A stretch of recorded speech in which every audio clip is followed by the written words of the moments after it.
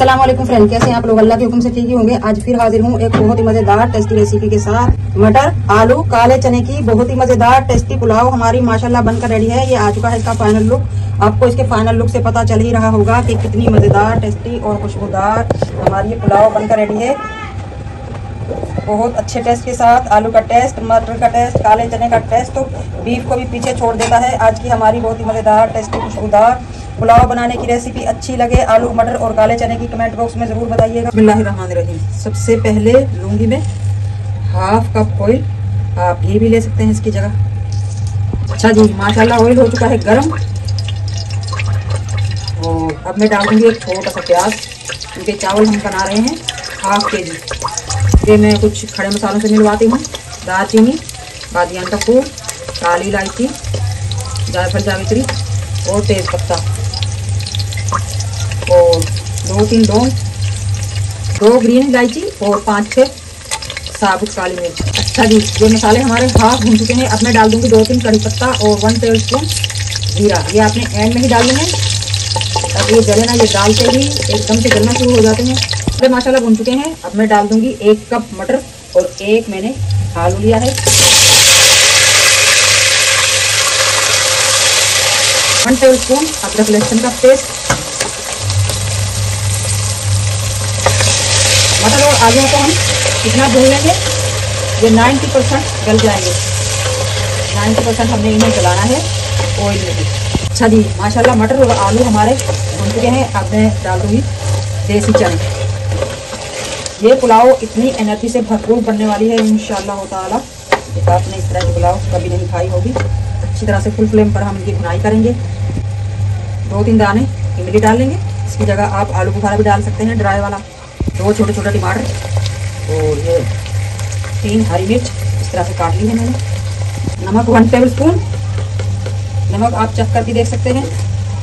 1 tablespoon chaat masala और 1 tablespoon धनिया powder, half tea spoon पिसी हुई काली मिर्च और हाफ टी स्पून से भी कम चिकन पाउडर, इससे बहुत मज़ेदार टेस्ट आएगा।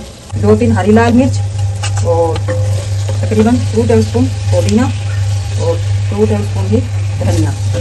मसाला हमारा अच्छी तरह से भून चुका है। जैसे कि 2 कप मैंने ये चावल लिए हैं तो 4 कप हम देंगे पानी।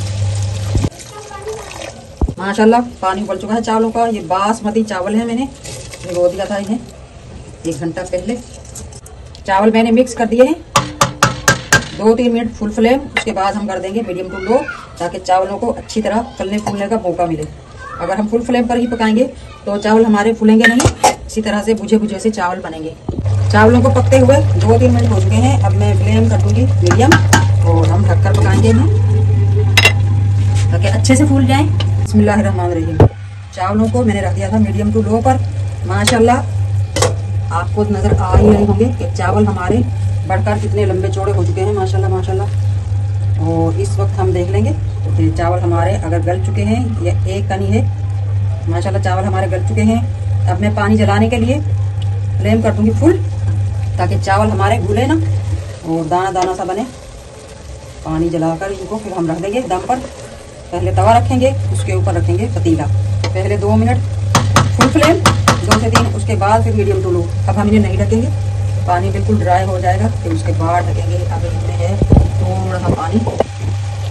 माशाल्लाह चावलों का पानी हो चुका है ड्राई और अब हम रख देंगे दम पर। पहले लगाएंगे हम चावल, उसके बाद यही कैप लगाकर तवे पर रख देंगे 10 से 15 मिनट के लिए। बिस्मिल्लाहिर्रहमानिर्रहीम।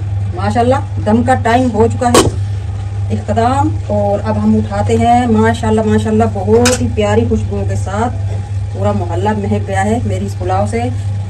आज की हमारी बहुत ही मज़ेदार टेस्टी रेसिपी अच्छी लगे मटर पुलाव, चना पुलाव, आलू पुलाव की तो कमेंट बॉक्स में ज़रूर बताइएगा। मिलते हैं इसी तरह की बहुत ही मज़ेदार टेस्टी रेसिपी के साथ। तब तक के लिए अल्लाह हाफिज़।